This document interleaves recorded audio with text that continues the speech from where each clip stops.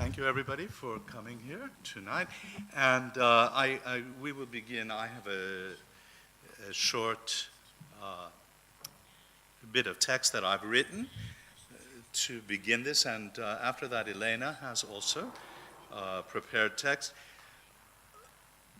But I really want to encourage everybody after that to ask a lot of questions. I think that we'll enjoy this the most if we make it into a conversation. So when Elena asked me to be here, I wondered if I was the right person for it. We were going to talk about memory and trauma and so on, but you know, what would I be able to say that was not empty generalizing? I feel the presence of these things as much as everybody here probably does, but I'm not a theorist, I'm a photographer. It's true that I've also become a writer over the years. Here is a book in which you can see what I do. In fact, maybe I will pass this around the room a little bit and people can look at it. You can see how I've developed a way of combining photographs and essays, and the pictures up here on the screen are a few of the pictures from this book. But as a writer, I've been taught from the beginning by photographs, and what I mean is their love of how a small piece of the world can speak for much more than just itself. One essential thing about a photographic image, of course, is it has no ability to describe a memory, the future, even less than that. The great photographer Shomei Tomatsu once said that even if you photograph a 1,000-year-old tree, all you can see is the tree as it looks now in this moment. There are suggestions of memory, but only suggestions, and without past or future, it's nearly impossible to speak of causes of how we got from somewhere to where we are now. A photograph can't ask the question why, it can only say is. Much of the beauty of photographs comes from how they seem to promise to say why all the time. They give us oceans of detail, and with all that we think surely we'll be able to understand the world. But it's actually hard to name a medium that's so full of information and so empty of explanation. And I think this is where the poetry of photography begins. It puts great emphasis on not knowing, on not understanding, on uncertainty, on the shock of encountering the world rather than revealing its logic. If I photograph a decrepit house in Jakarta, as I did last week, for example, the importance of the house may not be that it belongs to poor people who are desperately hanging on against a real estate man who wants to tear it down and to grab their land. It may be that one wall is purple and another is green, and if it's any good, the photograph will insist that purple and green are important and on the mystery of why they are ugly together, yet why their ugliness is beautiful. In writing, of course, the past is everywhere. Writing seems to demand that the writer explain. Why are you saying anything if not to explain it to us? And perhaps this is why, even though I put a lot of work into the writing that I do, I never completely trust it.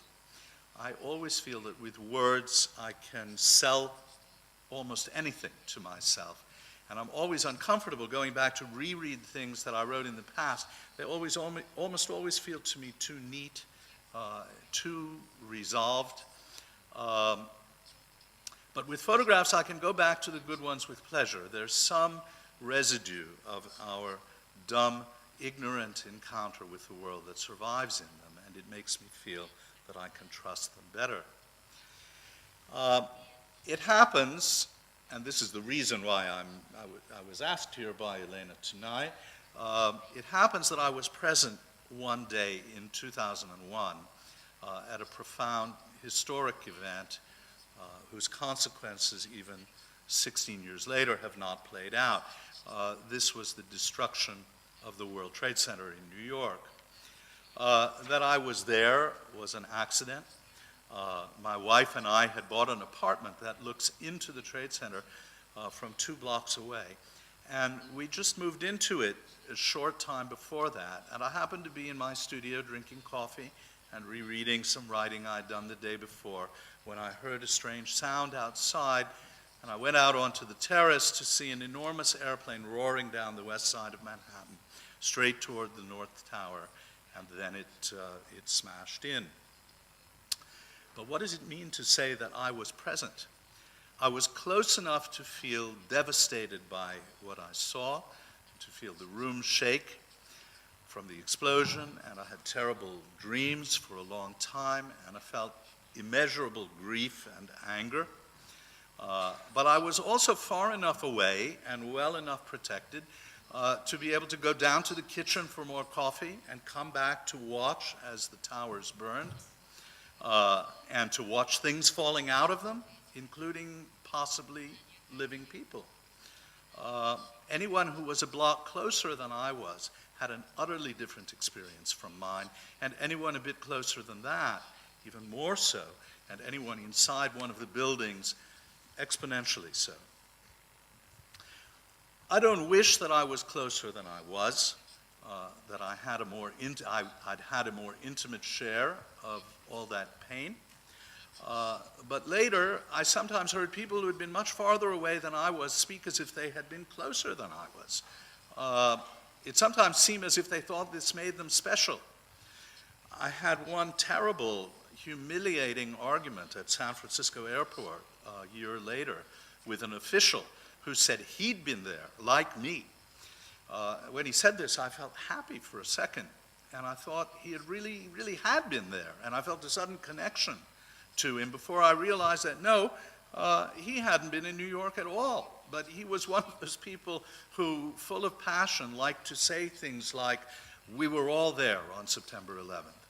And then, immediately, I felt furious because this seemed not just a lie, but a theft from me of what had been a real, solid, true experience, a miserable part of my life that I never wanted and I still hadn't overcome.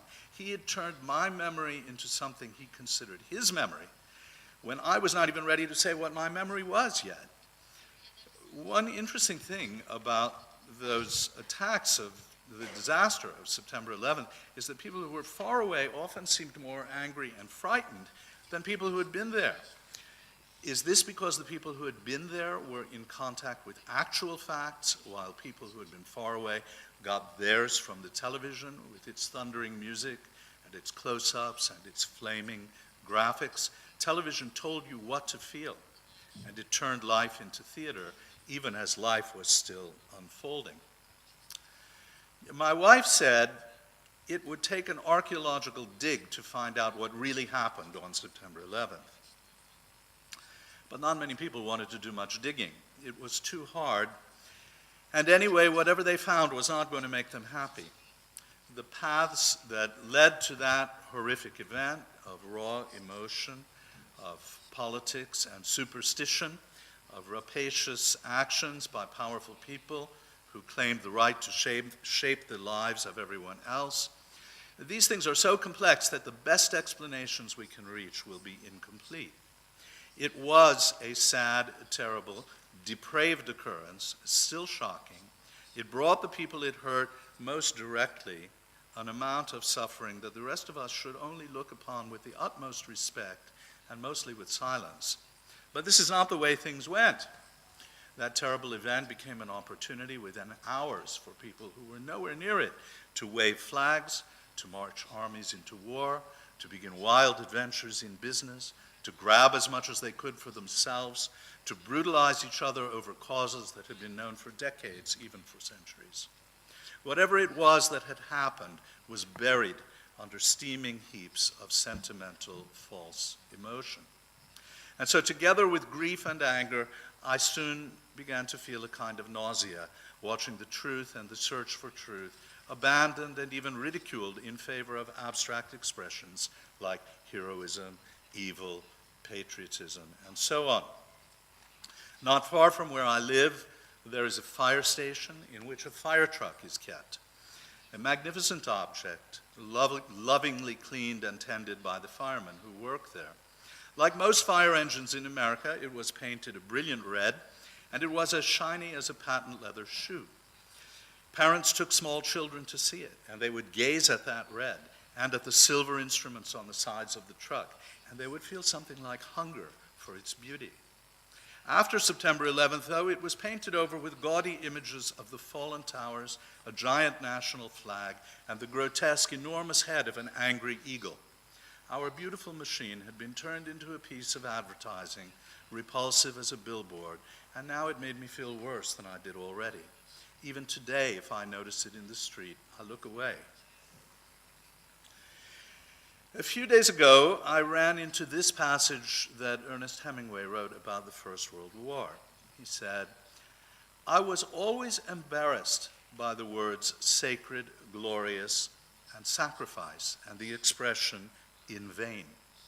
We had heard them, and we had read them in proclamations that were slapped up by bill posters over other proclamations, and now for a long time, and I had seen nothing sacred, and the things that were glorious had no glory, and the sacrifices were like the stockyards at Chicago if nothing were done with the meat except to bury it.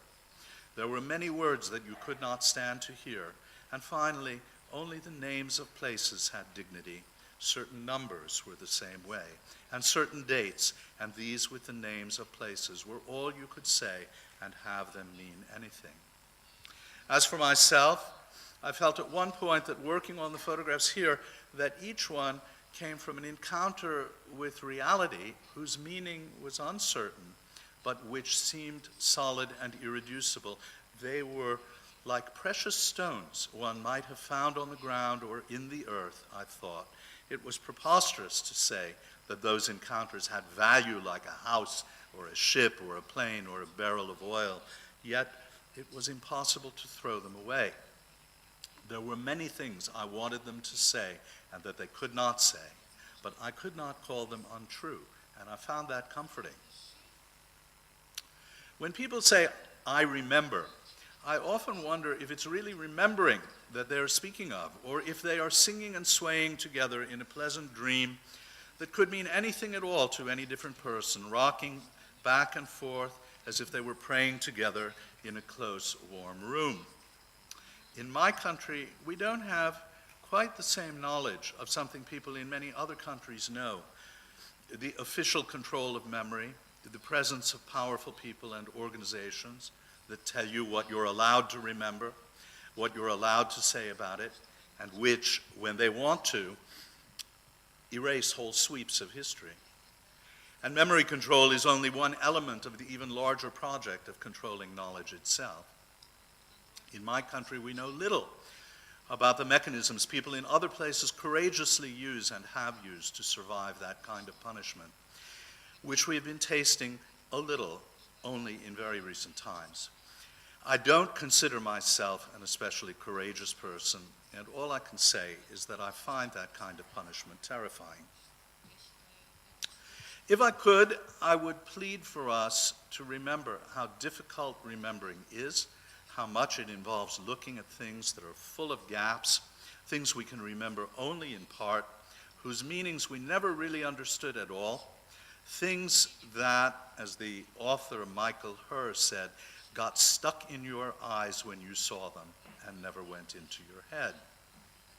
And I would plead for us to recognize that true memory can only be shared to a limited degree, how it is extraordinarily personal. A true experience lodges itself in your mind the way a sharp object lodges itself in your skin.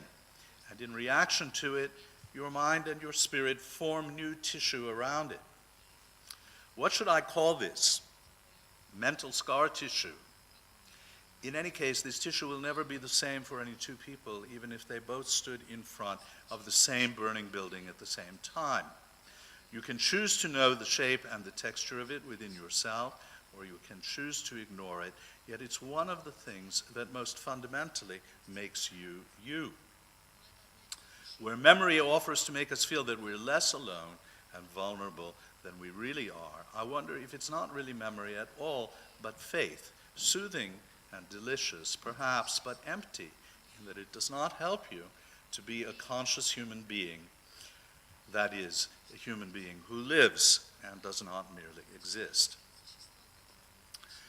So I will stop there and give this microphone to Elena. And again, please, when we, after she's spoken, let us hear from you. Let us hear questions from you and begin to talk from there. As members of cultural and social groups, we strategically forget a great deal of things in order to better adapt to the life's challenges.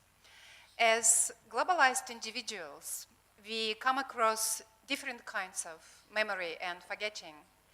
As urbanites, we are upset when we see how many dear things disappear or unrecognizably change. As those with political views and predilections, we contemplate selective use of the war against forgetting by the key political camps. As family members, we find ourselves seriously arguing with relatives about wrong and right ways to remember.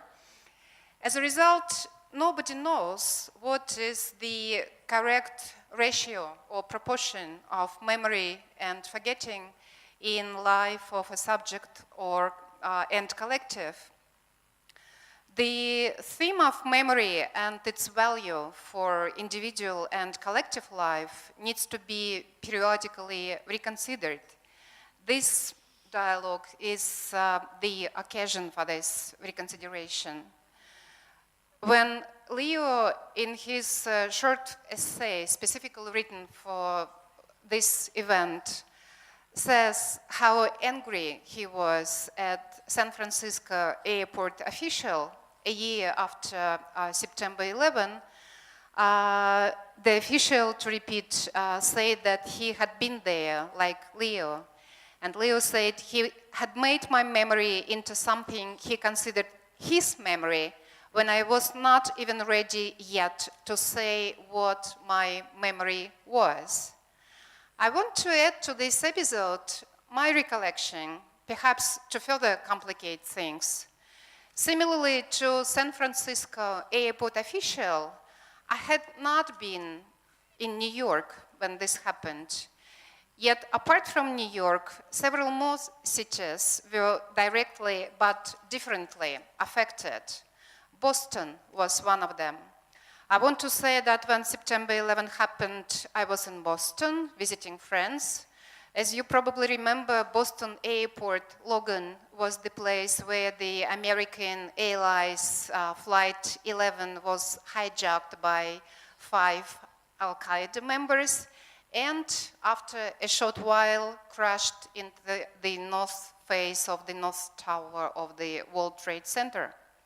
As these unthinkable events were happening in the morning, I sat in the basement of one of the Harvard University libraries. When I met my friend to go for lunch together, she started shouting at me from her car. When she stopped to pick me up, something horrible happened. As everyone else, we spent the rest of the day glued to the TV. I was supposed to fly back to Russia the next day, but I got stuck in Boston for a week because all flights were shut down, just stuck for a week. And already during this week, 2 groups of citizens emerged, in my understanding. One group tried to do something, for instance, collecting money to support the New York firefighters.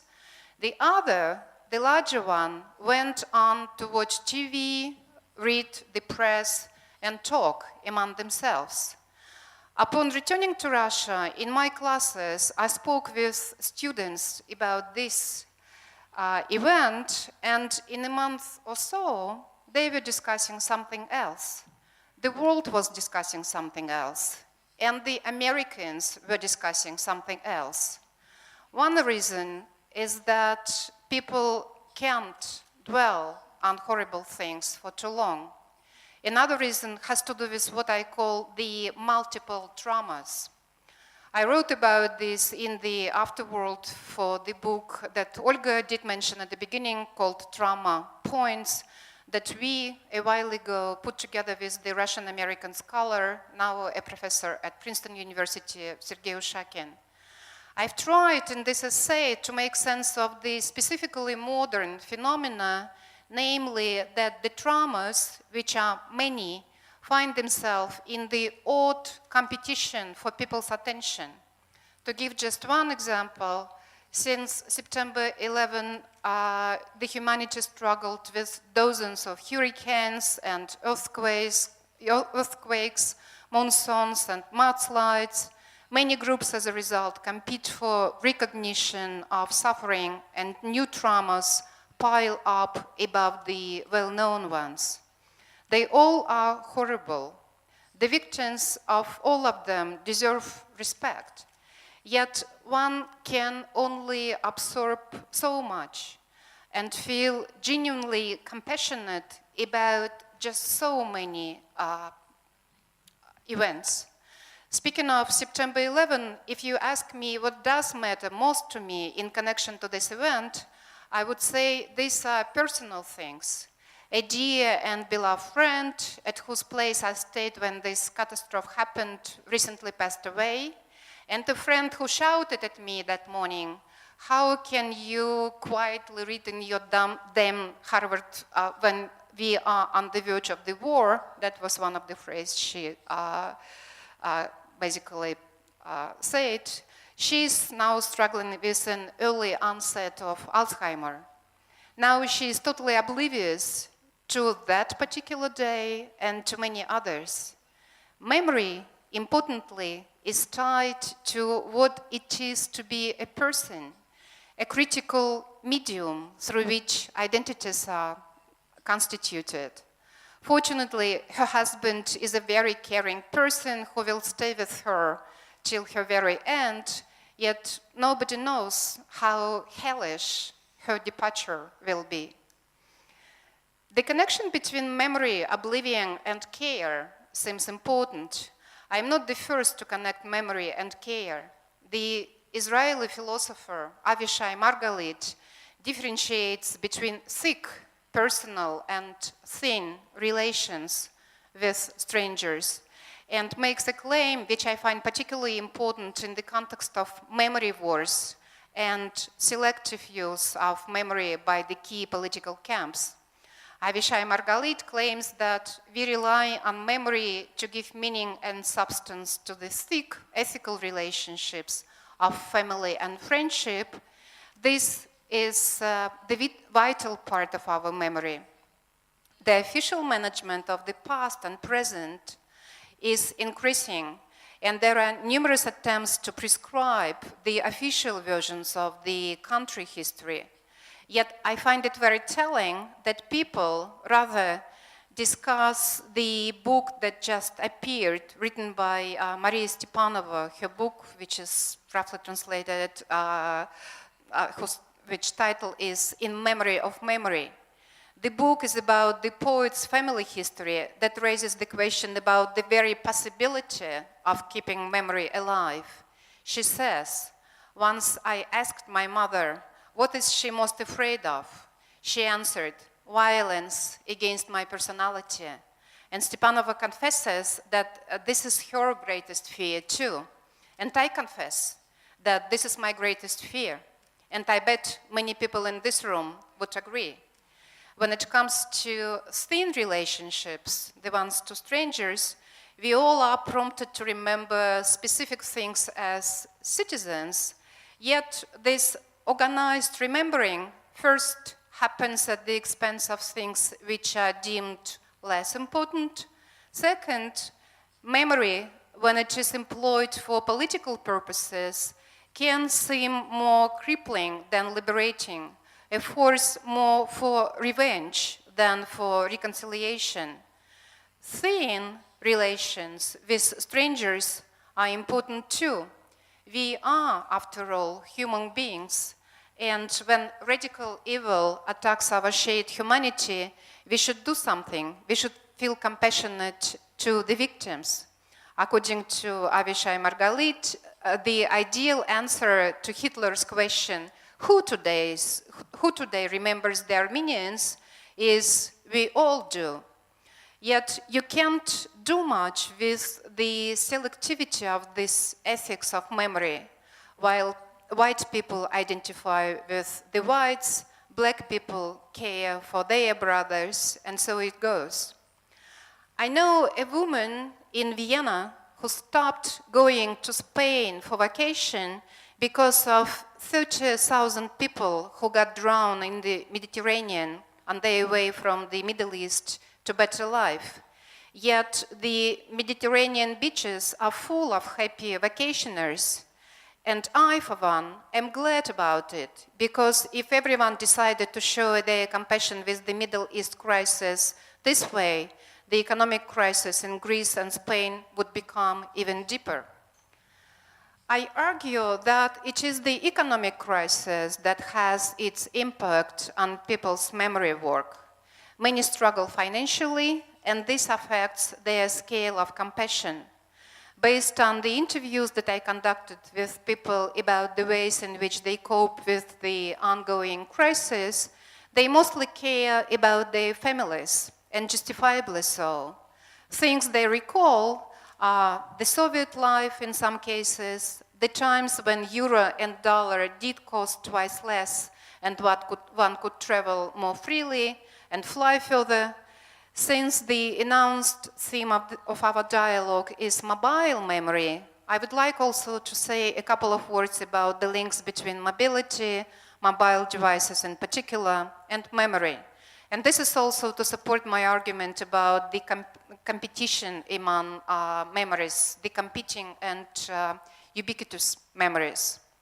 Nearly all of us quickly adjusted to mobile technologies as part of the normal flow of society.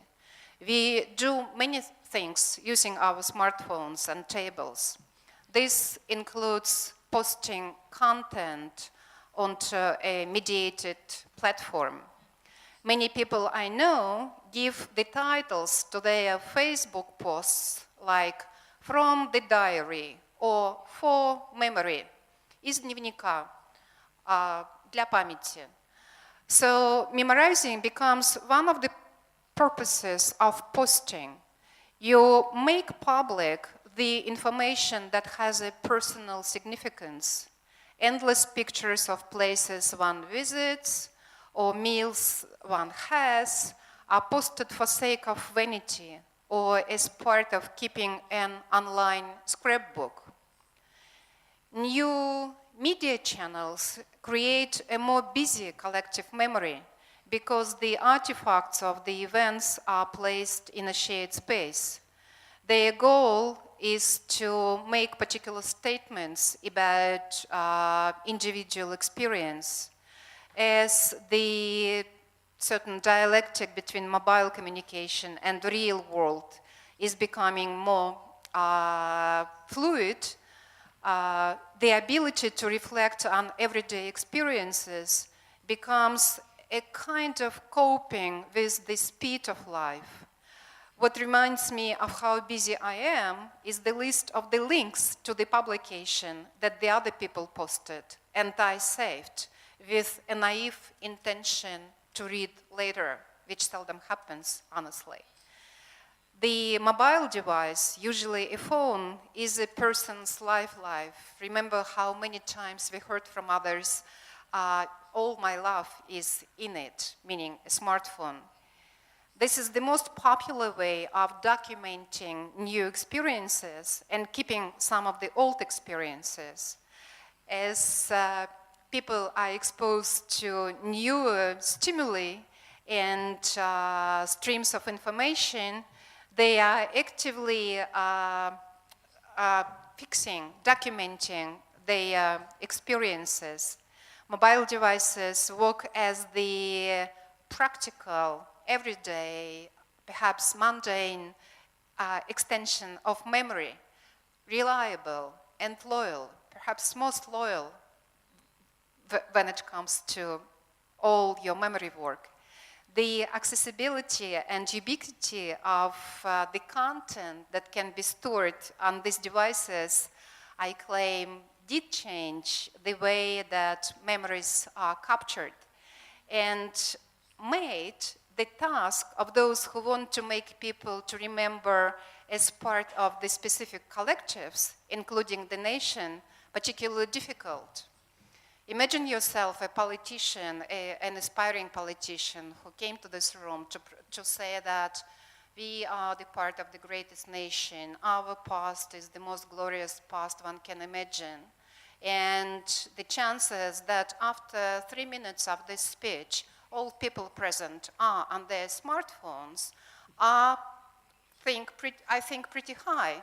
And this gives me a certain hope that in this particular nexus of new technologies and mobile devices and official kind of way of thinking about memory and promoting particular modes of memory, mobile devices will be something that saves us. I'll stop here. Я хотела спросить, когда вы говорили про фотографию и эссе как различные способы документации и разворачивания своей мысли, какая там есть доля метафоры, когда можно, допустим, в эссе чуть шире, как фотографии, чуть недосказаннее оставить какую-то мысль? Ну и также в фотографии вкладывали ли вы туда какое-то метафорическое значение? So I'm not sure I completely understand your question, but I'll try. Both media are extremely selective. In fact, they throw away almost everything. They give you an illusion of comprehending the world, of taking the world in. But it's completely an illusion.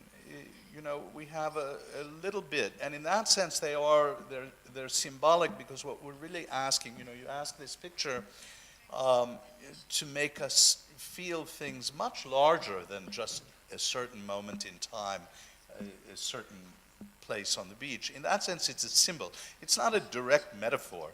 It's not a symbol saying, you know, she stands for something else, you know, the way that, let's say, you know, a flag is supposed to stand for an abstraction like the nation, you know, but she does reach far beyond herself.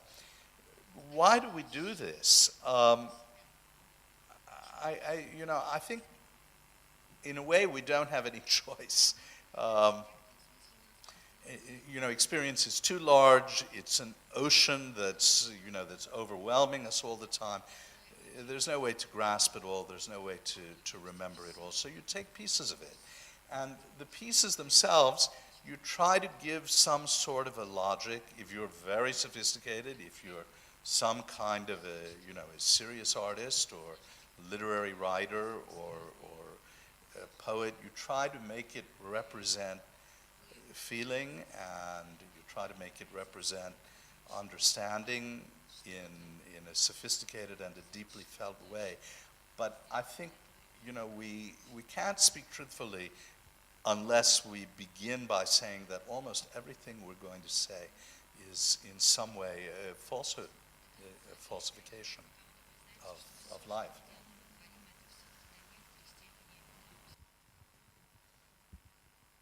Добрый день, меня зовут Ксения. Адресую свой вопрос обоим лекторам, но в первую очередь, наверное, Лео. Вы ранее в своей вступительной части сказали о том, что не очень верите тому, что написано, в том числе и тому, что писали сами. В связи с этим у меня такой вопрос. В мире, когда у нас настолько перенасыщена жизнь информации из разных источников, считаете ли вы, что вообще следует себя изолировать от этого, хотя это все равно нереально сделать в плане абсолютного вакуума, но как вы считаете, то есть как можно сформировать свое мнение, если все равно много независимых точек зрения влияют на твое собственное, и когда ты даже участник этих событий, ты не можешь быть абсолютно уверен в том, что происходит вокруг тебя. Ну, то есть доподлинно понимать. Ну, это более политический аспект, я имею в виду. Ну, то есть сформировать свое отношение к каким-то телодвижениям там, третьих сил, не имея достаточной информации, даже имея, но имея более лживую, там, не достаточно, так сказать, достоверную, ну, то есть в любом случае. Я надеюсь, понятно спросила. Спасибо. I have some things to say, but go ahead, you speak first, please. We can share it. Okay. Я отвечу по-русски. Когда только началось победное шествие интернета по планете, было очень много надежд, связанных с тем, что это изменит циркулирование информации.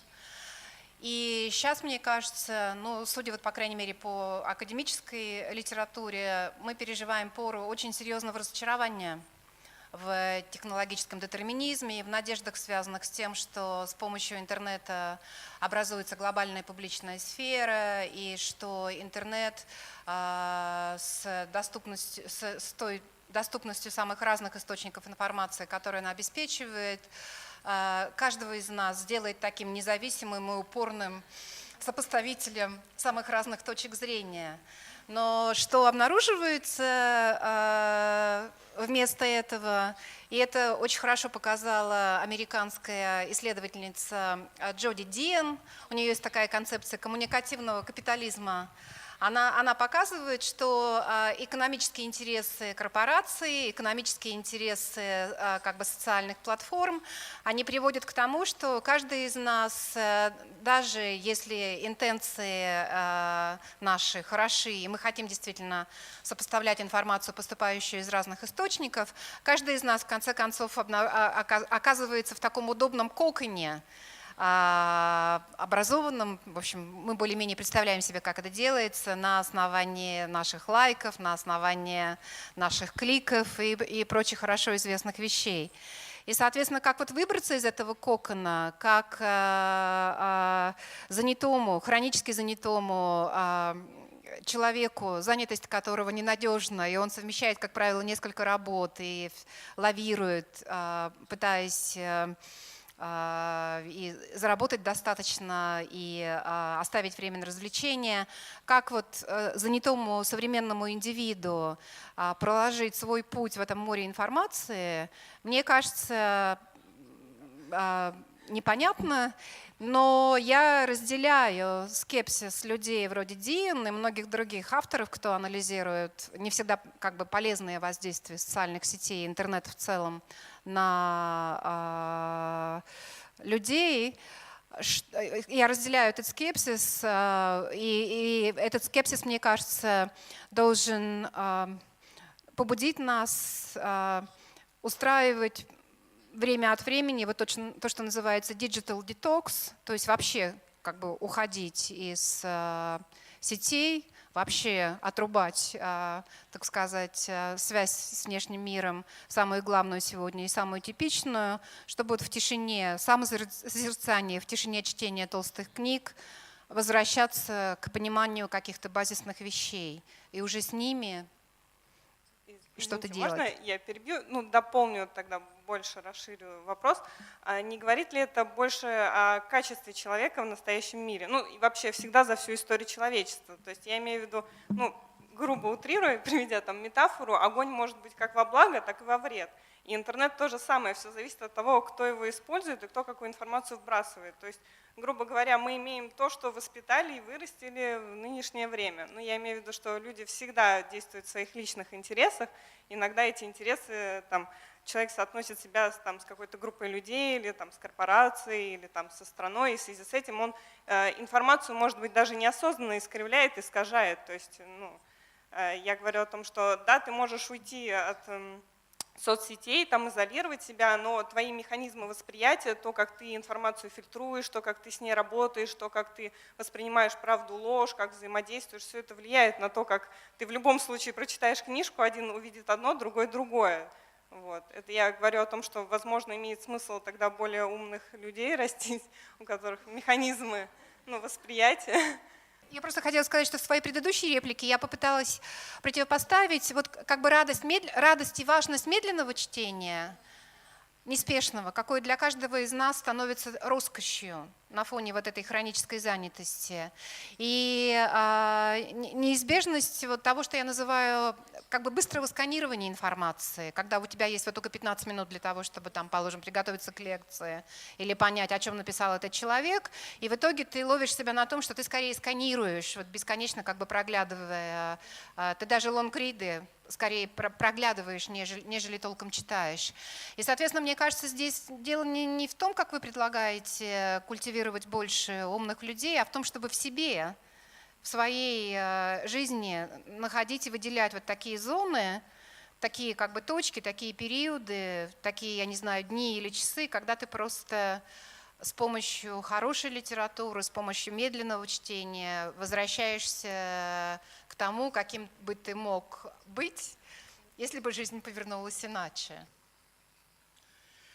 А кто скажет, какая литература хорошая? То есть ты выбираешь для себя авторитеты в зависимости от того, как тебя вырастили все окружающие люди, как тебя в школе научили, и дальше ты информацию так и воспринимаешь. То есть допустим, мнение учителя для меня авторитетнее, чем, допустим, не знаю, там одноклассника в 3 классе. И я, соответственно, учитель говорит, это хорошо, а насколько учитель знает, что хорошо? И так во всем мире. Эта дилемма, которую вы нарисовали, она как бы типичная. То есть, с одной стороны, мы все с грустью осознаем, что мы сделаны, что мы сконструированы социумом, учителями, воспитанием, близкими. Ты несешь в себе множество вещей. Когда они в тебя вошли, когда они стали частью тебя, ты еще не контролировала то, что с тобой происходит. И, соответственно, да, большая доля вкусов наших складывается тогда, когда мы еще сопротивляться не способны, надеюсь, благотворным влиянием учителей и педагогов. А потом, дальше, мне кажется, это просто мера твоего личного везения, до какой степени ты взрастишь в себе такую типичную для образованного человека независимость и готовность постоянно скепсисом, подозрительностью, критичностью проверять то, что навязывается, даже с лучшими намерениями, то, что считается каноном, и вставать занимать какую-то продуктивную дистанцию по отношению к тому, что иные люди считают единственно возможным и как бы воплощением вкуса. Спасибо за ваш ответ. So I like very much the question, should we isolate ourselves in some way? And I like your expression, digital detox. My son, a few years ago when he was 13 years old, went for 3 years in a row to his summer camp where he would stay for 7 weeks in the summer. And when he would go there, they would take away all of the cell phones from the kids. There were no computers. There was actually no electricity. They had only candles and lanterns. They grew their own vegetables. They killed their own chickens and pigs for meat, and they cooked their own food. And they swam in the lake, and they hiked in the mountains, etc., etc. And after 7 weeks, they had actually been a bit detoxed. Unfortunately, he could only go there for 3 years because it was only available for kids 13, 14, 15 years old, and after that, it's over. You have to leave, go somewhere else.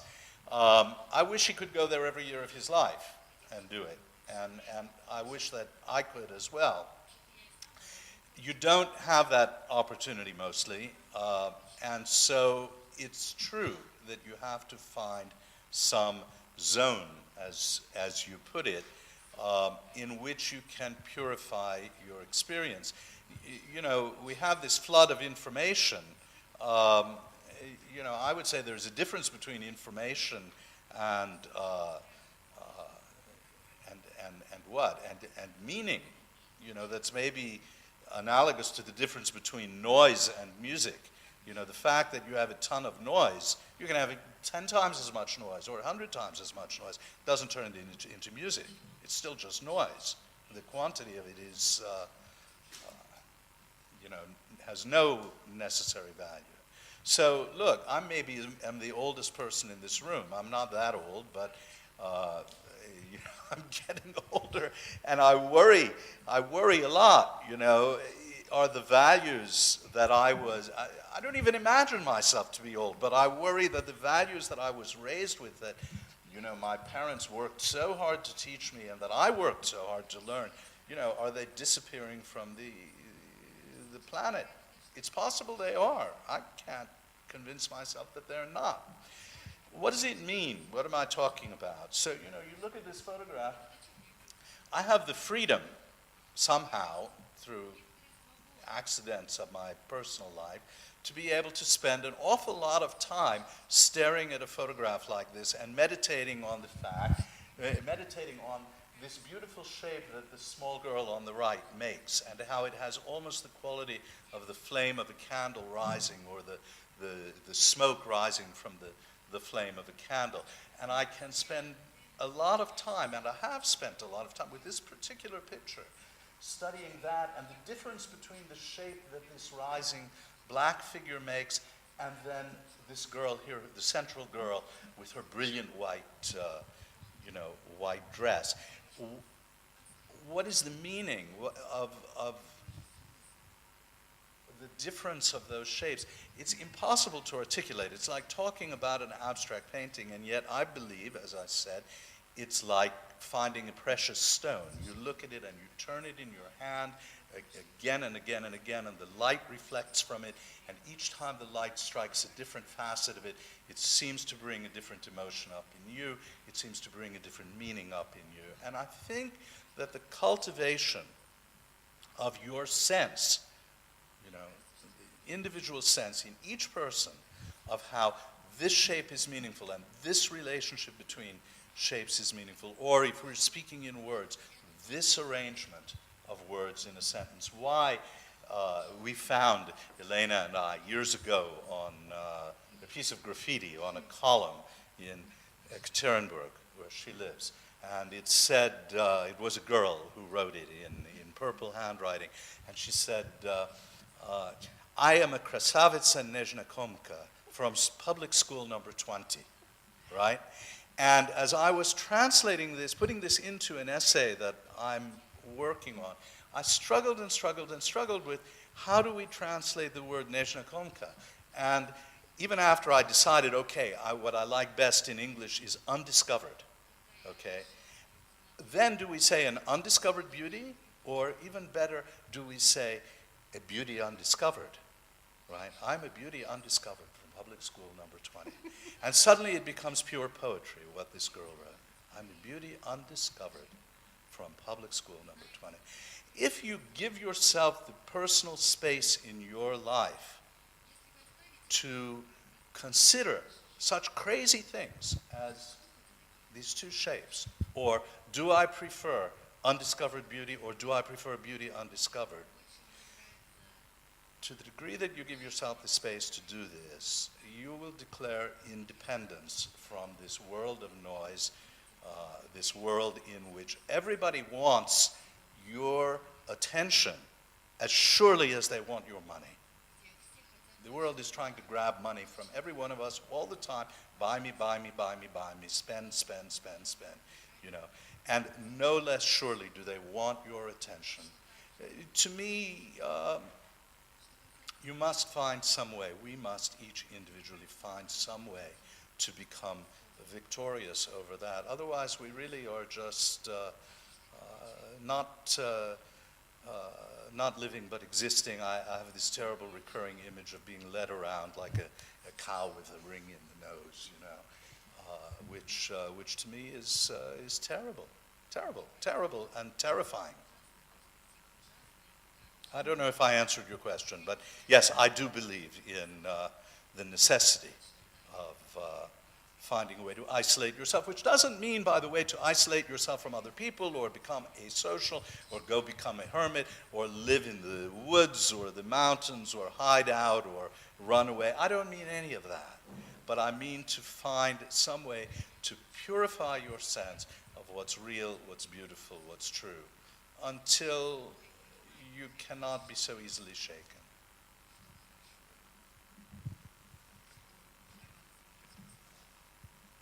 Еще вопрос?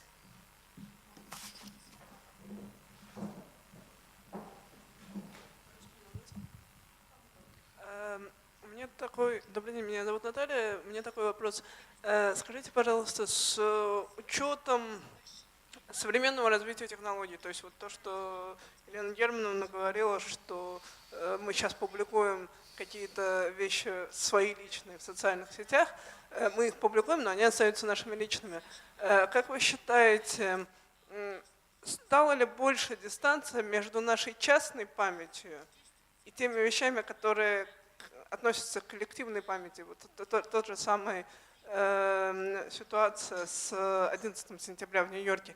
И как изменились эти отношения между коллективной памятью и частной? Или они стали больше переплетаться? Это первый вопрос. А второй вопрос, он такой, стали ли тоже вот про 11 сентября, и я просто параллельно стала думать про какие-то драматические события, которые связаны там с последними десятилетиями в России. Тот же самый подлодка Курск. Вот вопрос. Мы живем в ситуации, когда мы постоянно слышим про террористические акты мировые, еще что-то. Как вы считаете, изменяется ли наше отношение к этим событиям? Появляется ли больше вещей, которые являются общемировой памятью какой-то? Или эта вещь тоже размывается? Спасибо большое. So, the first question first. My father was a soldier in the Second World War, and he was in the American Army in Asia, in the Philippines, fighting against the Japanese army. He was not a believer in killing or murder. He disliked those things intensely. He was not the least bit romantic about them. But he felt at that time, as I think many people did in a number of countries in the world, that this, including Russia, including the United States, that one was a rare case of a just war, and that it was necessary to take part in this just war. However, later, when he was older, when I would visit him in California, and I would sit down in his library and turn on the television and perhaps watch a war movie, he would come through the room with disgust, and he would say, "What are you watching?" Almost like I was watching something disgusting. And he would say, "Use your head," was his expression, meaning think, what's the matter with you? He loved me, by the way, so he was not being cruel to me. What he was saying was, I refuse to accept this mythologizing of war. I've actually seen it. It was nothing like what you're watching on the television. What you're seeing on the television is a piece of pure fiction, a piece of pure poetry. Enjoy it if you want to, but it's got nothing to do with the actual experience. So I think that it's critically important that even if we enjoy these fictions, whatever they may be, fictions about warfare, fictions about nationalism, fictions about collectivity and commonality. We can enjoy them all we want, but let's understand that they're fictions. Let's take his lesson and be very, very clear with ourselves that they are. The second question that you asked, I think you said, is the pressure, if I understand it, the pressure to subscribe to some kind of collective feeling greater than it has been in the past? I don't think so, really. I mean, I think especially in this country, there were some decades where the pressure to participate in a collective myth was, intense to a degree that, stands out in modern history. So it's perhaps a bit less so, actually, than it used to be. The question I think you asked about violence and whether we feel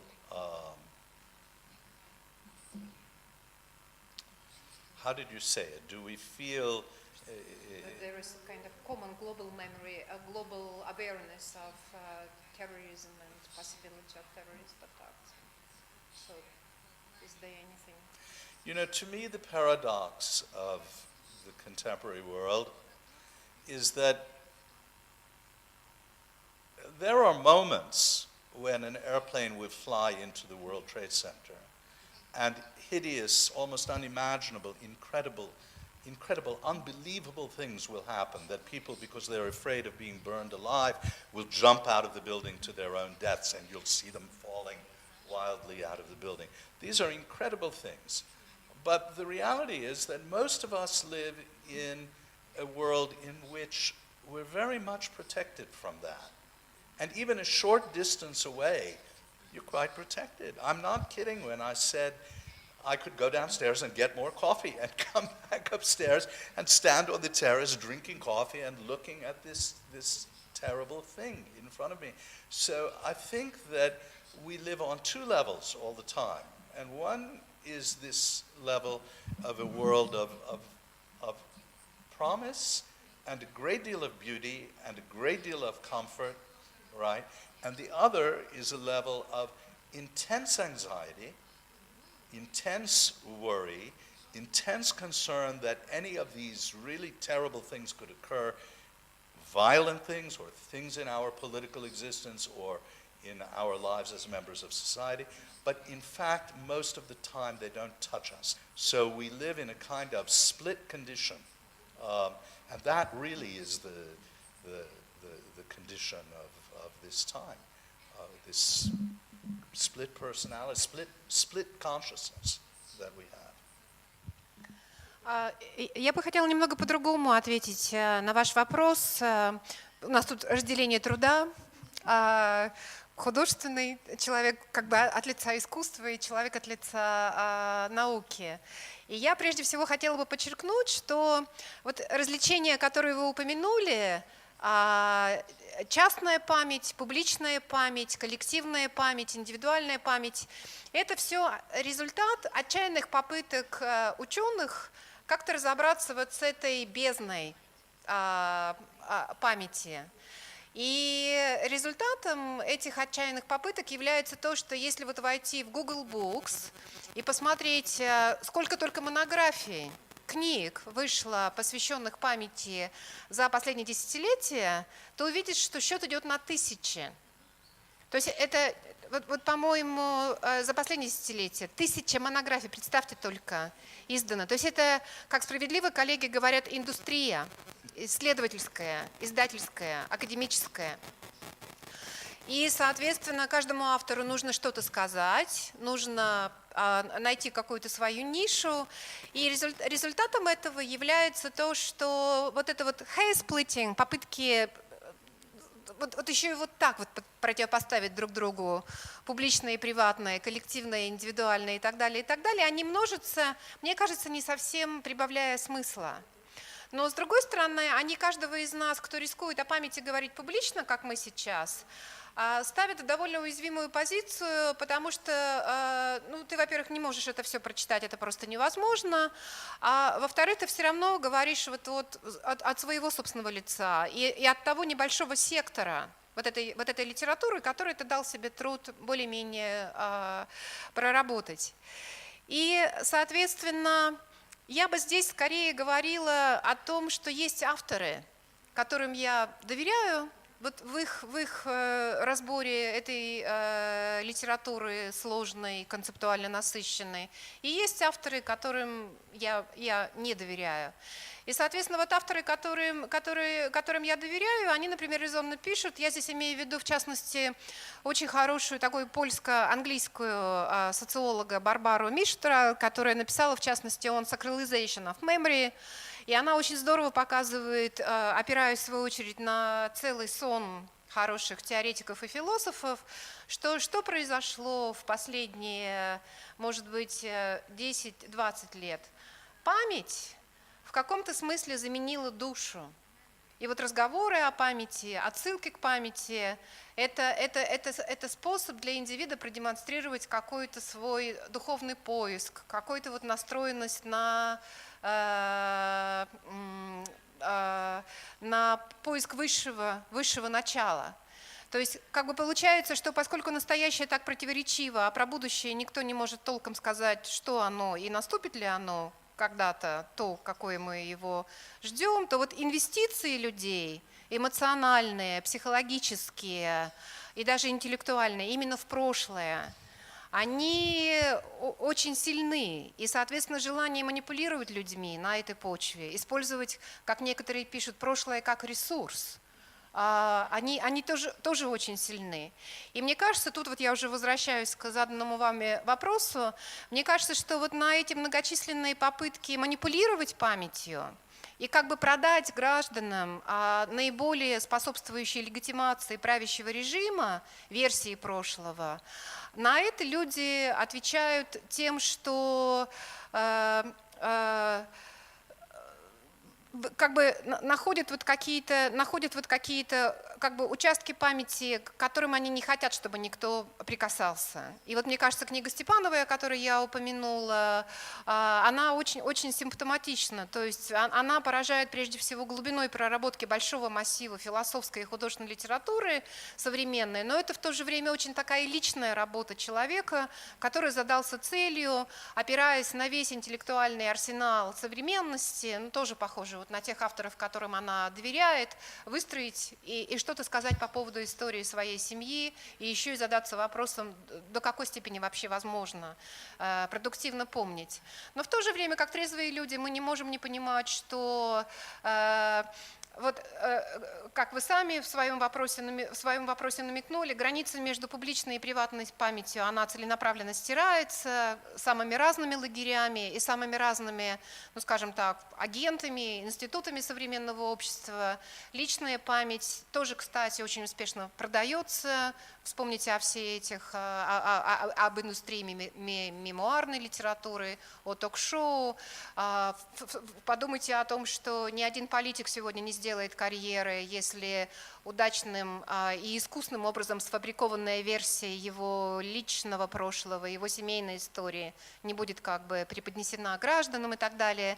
И мне кажется, вот на это размывание границ между приватным и публичным люди реагируют, как я уже сказала, тем, что особенно дорогими для них становится личная и семейная память. То есть они рассчитывают, и мне кажется, резонно рассчитывают, что какие-то версии этой семейной памяти и личной памяти они культивируют, развивают, углубляют, там кто-то посредством заказа генеалогии семейных, кто-то посредством создания семейного архива и так далее. То есть как бы получается, что вот это та версия их приватности, так скажем, та часть их жизни, в которую они не рассчитывают и не готовы допустить чего бы то ни было вторжения. Насколько успешны эти попытки – другой вопрос. И что касается вашего вопроса о угрозе терроризма и о том, как реагируют на него люди, и можно ли говорить о том, что есть какое-то вот глобальное осознание происходящего, я тут соглашусь с Лео на тот счет, что ну, я бы это по-другому сформулировала, я бы сказала, что с моей точки зрения города мира сегодня поделились на те, жизнь недавняя которых отмечена имевшими место террористическими атаками, Бостон, Нью-Йорк, Лондон, израильские города, Москва, и те города, в которых пока это обошло стороной. И вот судя по Бостону, судя вот по разговорам в Тель-Авиве, люди просто нормализуют память о случившемся. То есть для них она становится частью их личной снова памяти, частью городской памяти. Но то, что городская память в тех городах, в которых террористические акты произошли, она уже не та, она уже другая. что люди живут с допущением, что это может произойти снова, и они, в общем, не забывают о том, что это случилось в этом метро и так далее, и так далее. Это вот, мне кажется, сложно оспаривать. И, соответственно, ответ на ваш второй вопрос – нет, глобального осознания вот такого антитеррористического, мне кажется, не случилось. Посмотрите практически на любую страну сегодня. Мы видим, если Лео говорил о расщеплении внутри человека, внутри индивида, то мы такое расщепление видим и как бы в нациях. Мы видим, что консерваторы-либералы, большинство-меньшинство. По поводу таких расколов сегодня переживают очень многие люди, от Венгрии до Штатов, не исключая, конечно, и нашу страну.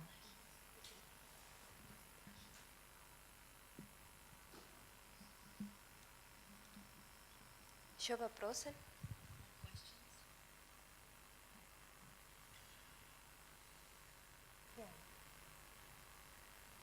Yeah, I just wanted to add to that. I said this, I think, before in the text that I read to you.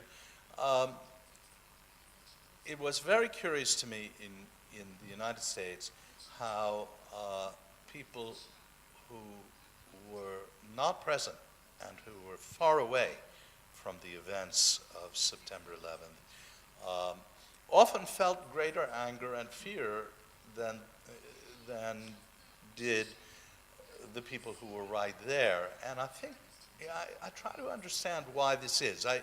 Some years ago I would think, oh well, it's that those people out in the countryside and so on, that they're more ignorant or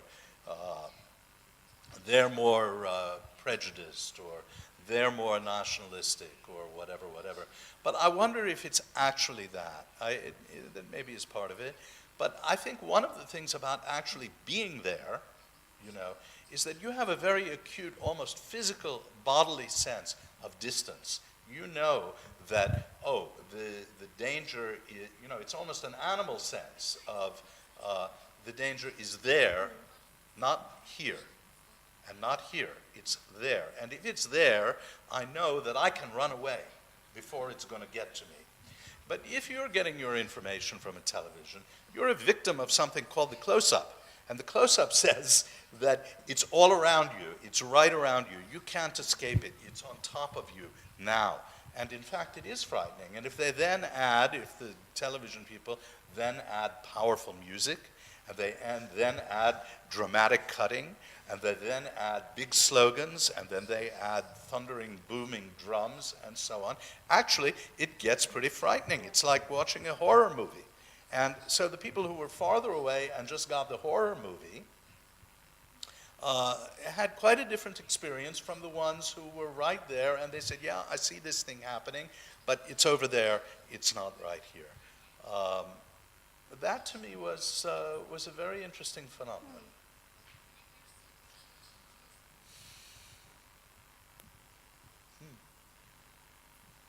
I'm hesitant to ask you to continue. That seems like such a great note to end on, but I wanted to come back to ask you guys to come back to something you talked about at the beginning of the talk, and the question of the function of the photographic image versus the function of writing in memory.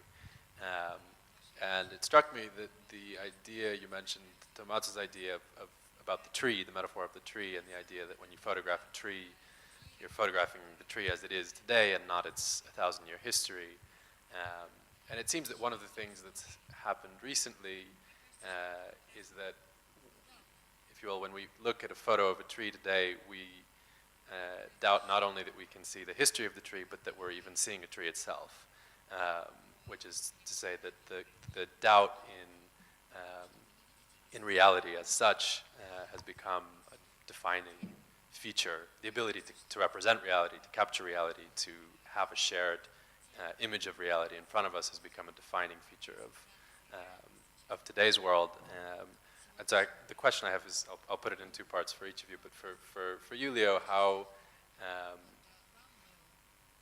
as that specter has become larger from the time you began photographing up until today, how that's affected the way you go about making images, and whether there's, in part, sort of a conscious effort as you're making pictures, to assert the existence of the tree in front of you.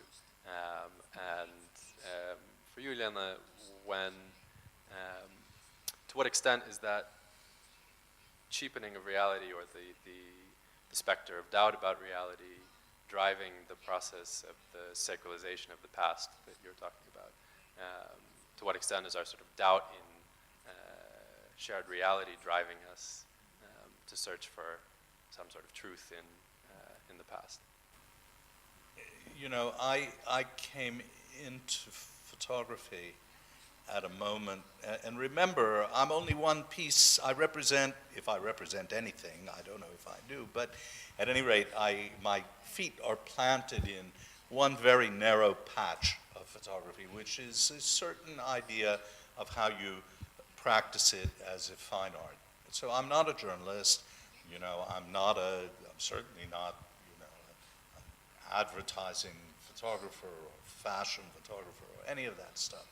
So I came into it with a clear understanding quite early that the reality of the tree and the image of the tree that the photograph gives you, they're two completely different things. The photograph is a kind of fiction, okay?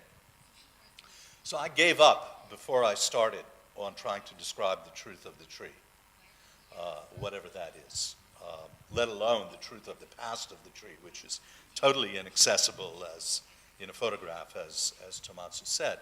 But the thing that you can have from a photograph, even if you give up on this, what do you call it, you know, truth, this actual truth or conventionally accepted truth, what you can get, and this is the thing that draws me back to photographs and that makes me trust them,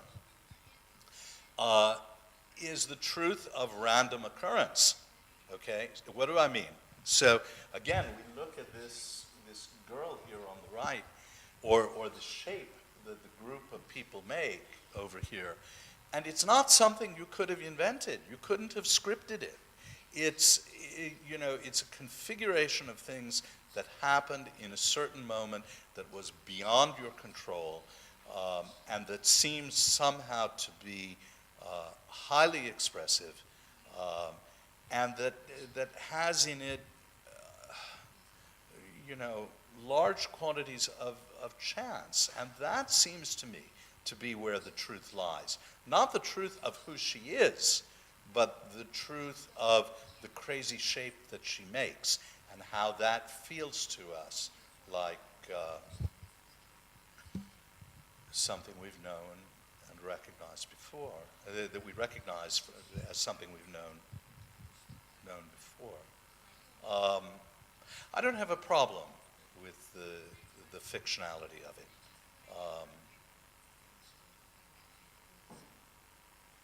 We'll never know who the girl was who wrote on that column that she was, Krasavica Nežnekomka.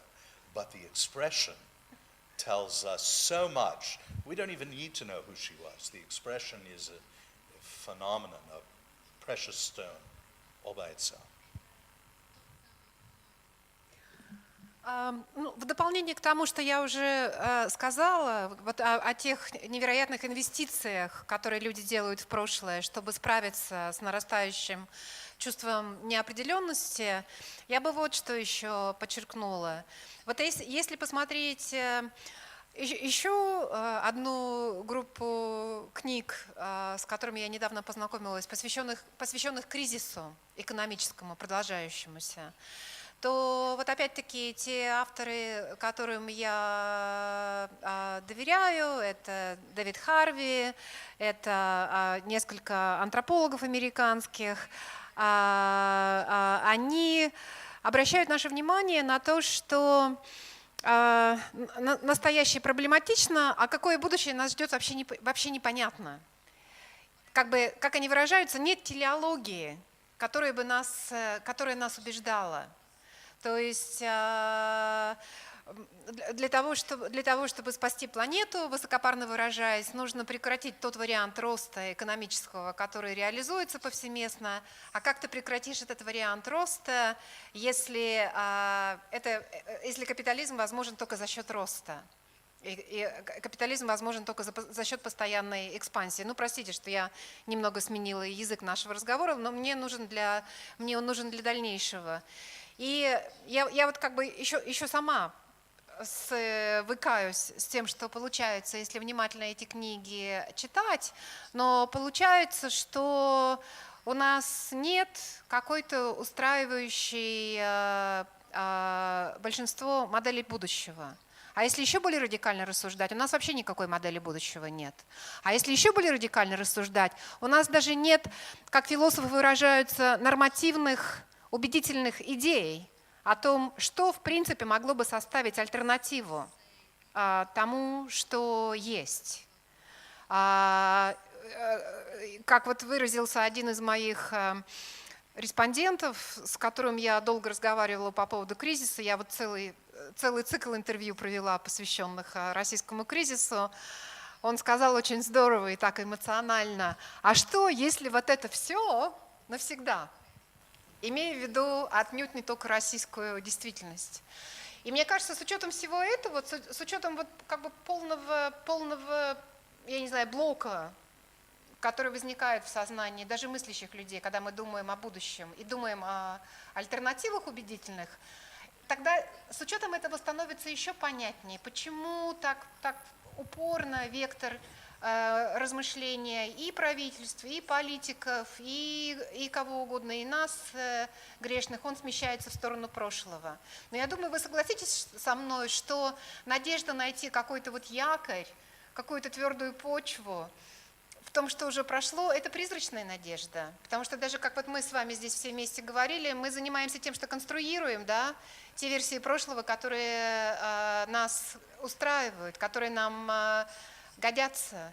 И вероятность того, что мы пробьемся сквозь вот эти вот слои риторики, дискурсов, текстов, художественных репрезентаций, искажений неизбежных и так далее, вероятность того, что мы пробьемся к какой-то истине прошлого, мне кажется, очень невелика.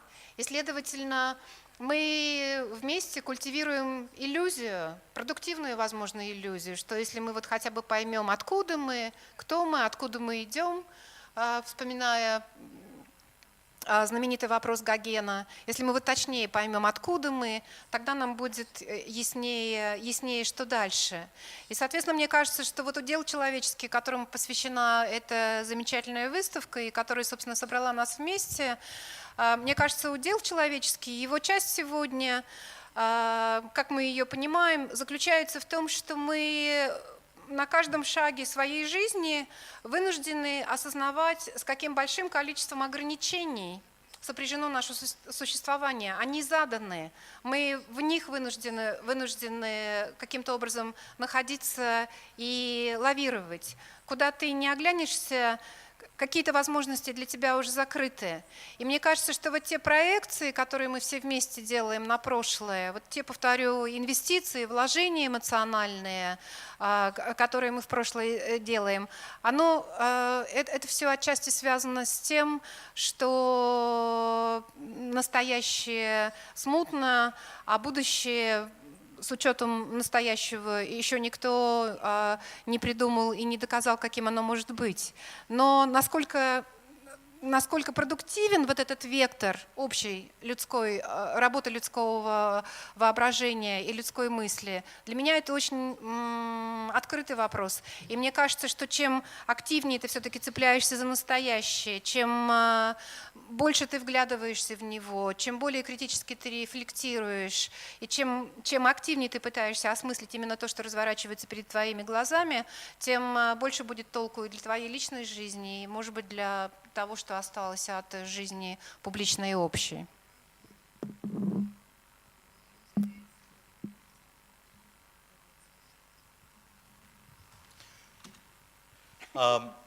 You know, I don't know why I'm thinking of this as Elena is speaking, but somehow I want to say that I read somewhere recently that each year, when the committee that chooses the winner of the Nobel Prize in Literature convenes, and they have to convene every year to choose whoever is going to win the prize. It's a committee that consists of some number of expert readers, perhaps 50 readers, and they are each assigned 2,000 books to read in the course of a year. Does that seem like a large number? Well, if there are 100 candidates being considered for the prize, and they're all people who have had full careers, so maybe they wrote 20 books, it's actually not such a large number. Is it possible for any individual member of that committee to read 2,000 books? It's completely impossible, okay? My son, here's another example, is currently applying to university, and he will apply to, because he's a really good student, he'll apply to top universities in the United States. Top universities in the United States get about 40,000 applications per year to for first-year students. It's the same at Harvard, Yale, Stanford, 40,000. 40,000 applications. And of the 40,000 applications, they will choose about 1,500 students. So there's a committee of people reading 40,000 applications. Each of those people is able to seriously consider about 200 applications, okay? So 20 people are considering 200 applications. Can these 20 people talk to each other? And can they make meaningful comparisons among the choices? They can't possibly. How can they do that? There's no way, okay? Can we have any confidence that under such circumstances the Nobel Prize was really given to the right person? No. And can we have any confidence that the right 1,500 children were chosen to go to this university? We can't have any such confidence, okay? Still, I want to believe that somehow the good writers will find their way to get some kind of a good prize, and the good students will find their way to get into some kind of university, and that the good university, and that the light that is radiated by this good writing or by these good students will somehow find itself recognized by the mass of people. But why do I believe that this is so? Because I really have any evidence that it's so, or only because I need to believe that it's so? Maybe it's just that I need it, because, you know, I need to feel hope.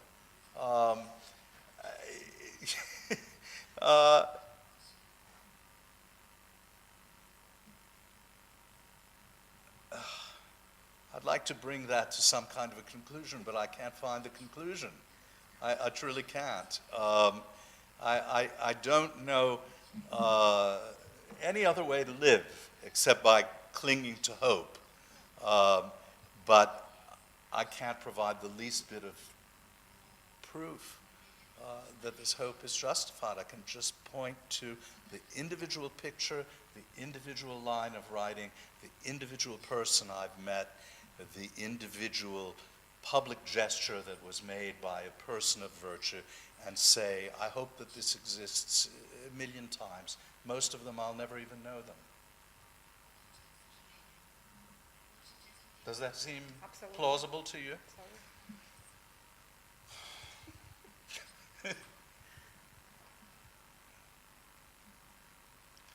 Если больше нет вопросов, наверное, мы можем закончить, да? Спасибо большое. Thank you, Leo. Thank you.